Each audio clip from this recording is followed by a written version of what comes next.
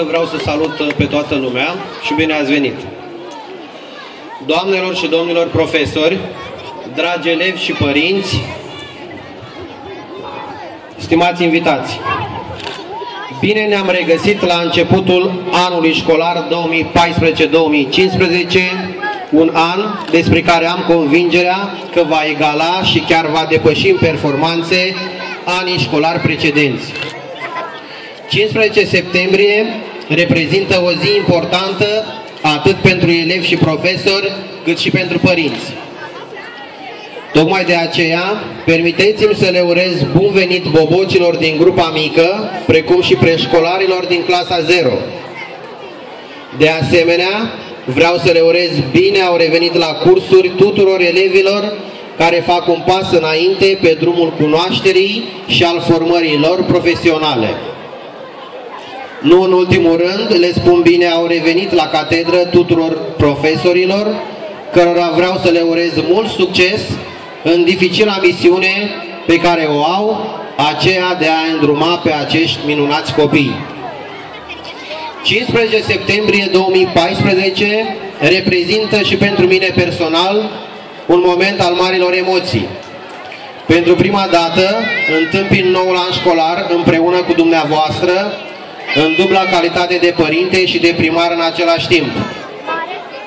Profit de acest prilej pentru a vă mulțumi din nou pentru încrederea acordată pe 25 mai, convinși de faptul că voi fi primarul capabil să ducă mai departe proiectele începute de regretatul nostru primar, domnul Ion Petre, pentru care domeniul educației a reprezentat prioritatea numărul 1. În memoria acestuia, vă rog să păstrăm cu toții un moment de reculegere.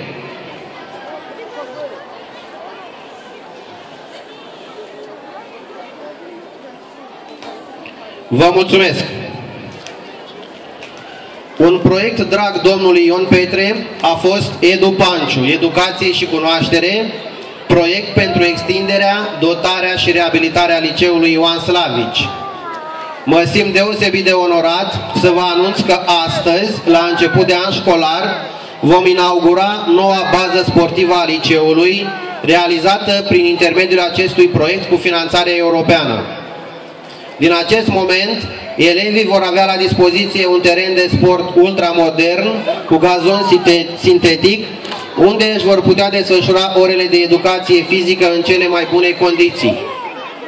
Baza sportivă va putea găzdui de asemenea și competiții sportive de fotbal, handbal și tenis de câmp.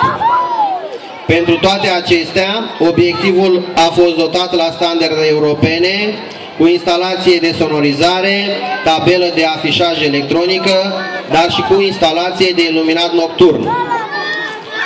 Prin aceeași investiție Edu Panciu au mai fost construite încă 2 corpuri de clădire noi, în care vor funcționa laboratoare de specialitate moderne, cu dotări de ultimă generație, o sală și o bibliotecă multimedia, precum și un muzeu dedicat scriitorului Ioan Slavici.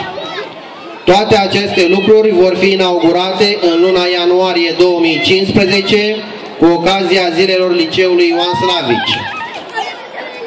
Tot astăzi, copiii de la toate grădinițele, preșcolarii din clasa 0, precum și elevii din clasele 1-8, de la liceul Alexandru Ioan Cuza și de la liceul Ioan Slavici Panciu, vor găsi pe bancă, alături de manualele școlare și câte un set de rechizite ce le sunt oferite gratuit de către primăria orașului Panciu.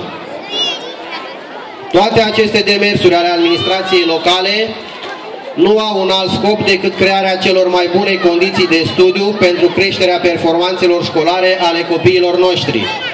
Ei au demonstrat în fiecare an, prin rezultatele obținute, că au meritat din plin încrederea pe care le-am acordat-o și le vom acorda în continuare. Ne mândrim cu trupa de teatru Prota, care la începutul acestei luni a primit marele premiu al Festivalului Internațional de Teatru de la Fălticeni. Ne mândrim de asemenea cu grupul Coral Cantabile, care în luna august a dus faima orașului Panciu dincolo de granițele țării, cu premiul 2 obținut la Festivalul Coral Ohrid 2014 din Macedonia. Ne mândrim de asemenea cu toți olimpicii noștri pe care anual Primăria orașului Panciu îi recompensează cu diplome, medalii și premii în bani. Consider că este de datoria noastră, a celor din administrația locală, să-i răsplătim așa cum se cuvine pe copiii noștri și de a-i sprijini să devină buni profesioniști, oameni de care comunitatea locală are atâta nevoie. Pentru ei vom investi în continuare în educație, care va rămâne și în anul 2015 un domeniu prioritar pentru noi, autoritatea locală. Așa cum am afirmat la început, am convingerea că sunetul clopoțelului ce vestește începutul anului școlar 2014-2015 va aduce cu el încă o perioadă cu realizări și împliniri, care vor face ca numele celor două licee din orașul Panciu să fie recunoscute prin calitatea actului educativ, prin seriozitate și prin performanță. Comunitatea locală are nevoie de noi toți, elevi, profesori, părinți, administrație locală, precum și de toate celelalte instituții din oraș, biserică, poliție, spital, agenți economici.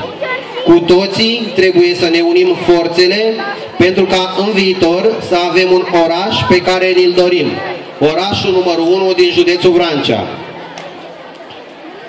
Fie ca anul nou școlar să însemne pentru noi toți, de la personalul didactic și nedidactic până la elevi și părinți, un an de bucurii și de satisfacții. Vă doresc multă sănătate, putere de bine și numai bine. Așa să ne ajute Dumnezeu pe toți. Vă mulțumesc!